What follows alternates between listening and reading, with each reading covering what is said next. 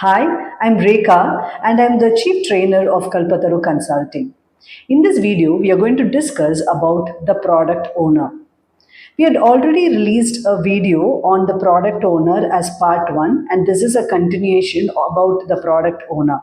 So, product owner is one of the three key roles in Scrum. Scrum is one of the Agile project management methodology. So in Scrum, we have three key roles, that is the product owner, Scrum Master, and the development team. And as I mentioned, we have already released one video on product owner. I request you to watch that and come back to this. This is a continuation of our previous video. So the product owner role is a combination of authority and responsibility. The product owner is going to interact with the stakeholders to collect the requirements and their expectation and build the solutioning, the product solution or about the product. And he also has the responsibility to interact with the development team to ensure the right product has been built as per the requirements which has been defined. So, when we are talking about the skill set and the knowledge of the product owner, the foremost requirement is the product owner should have the appropriate business and domain knowledge.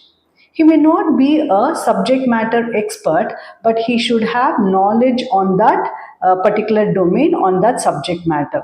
See, without knowledge, how he can collect the requirements, prioritize it, and build the product solution?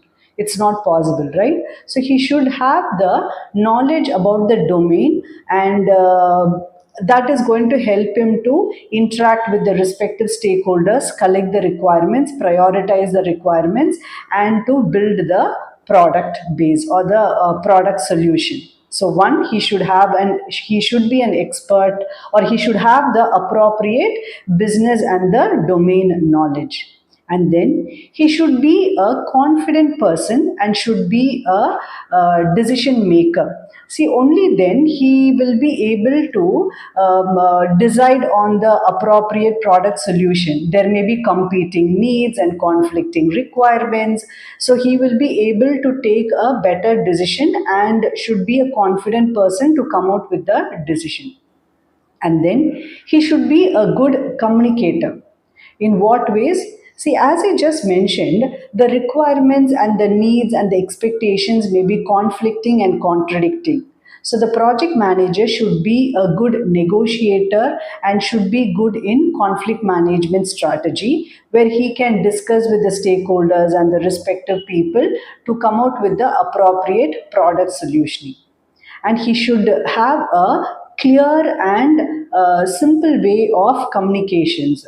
So he should be a good communicator, where his communication has to be simple and clear, which helps him to communicate to the development team as what is the requirement and help the development team to understand about the product requirements and to build the product as per the requirement, right? So this is about the communication.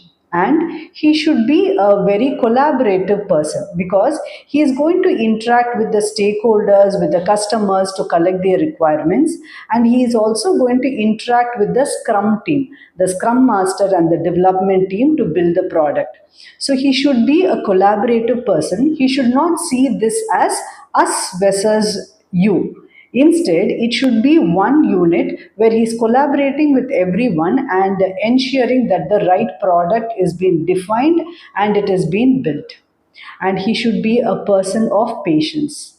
He should know that upfront requirements cannot be collected, upfront product solution cannot be built, because the environment is dynamic. That is why we have gone for an agile project management. So he should be patient enough to build the product in an iterative way. The product owner plays a very active role right from the start, as I mentioned in the previous video. So he has an active part in the planning part of portfolio management at the start of portfolio, and then the product planning, and at the release planning, and even at the sprint planning. So he has active role throughout the project. And his role doesn't stop with sprint planning. He also takes active participation in sprint scrum meeting, and even in sprint review meeting and the sprint retrospective meeting. See, to participate in Scrum meeting, which is the daily stand up meeting, may not be mandatory, but it is a good practice. Why he has to participate, or why is it a good practice for him to participate in the Scrum meeting? See, only then the product owner will have an understanding of how the project is progressing, if there is any hurdles or anything. And then, in case the development team or the Scrum Master have any clarifications, or they need some information, then the product owner is there to provide the information and the clarification. He may not provide the clarification and the information during the Scrum meeting, but he takes note of it, and after the Scrum meeting, he is going to give the clarification and the required information to the Scrum team. Right, and naturally he has to be part of the sprint review meeting, because he is the person who can reject the product or accept the product. And retrospective, sprint retrospective, again he can be part, where he may not play a very active role, but he can provide some inputs and suggestions to the development team. And product owner is an role which is played actively on a daily basis. So the product owner is going to interact with the stakeholders, customers on a regular basis to understand their requirements, their expectations, so that he can on a regular basis groom the product backlog. So he can keep updating the product backlog based on the inputs he receives from the stakeholders, so that he can prepare what is required to be built in the upcoming sprint.